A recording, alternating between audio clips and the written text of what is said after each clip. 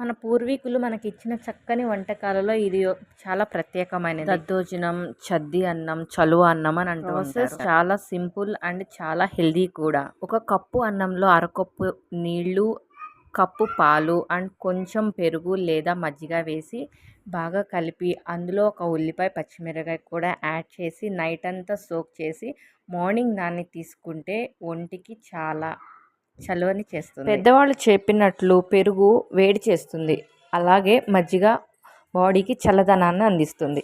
ఎలాగో అంటే పెరుగు తీసుకున్న తర్వాత మన ప్రేగుల్లోకి వెళ్ళి ఆమ్లాలతో కలిసి జీర్ణం అవ్వడానికి కొంత సమయం తీసుకుంటుంది. ఆ సమయంలో అది పులుస్తుంది. సో అది బాడీకి హీట్ని ప్రొడ్యూస్ చేస్తుంది. అదే మజ్జిగ అయితే అందులో ఉన్న బ్యాక్టీరియా వాటర్తో కలిసి బాడీకి చల్లదనాన్ని అందిస్తుంది. సోక్ చేసింది మార్నింగ్ చూడండి ఎలా ఉందో. కొంతమంది తాలింపు పెట్టుకుంటారు, తాలింపు లేకుండా తింటే ఇంకా మంచి. వీడియో మీకు యూజ్ అవుతుందా అయితే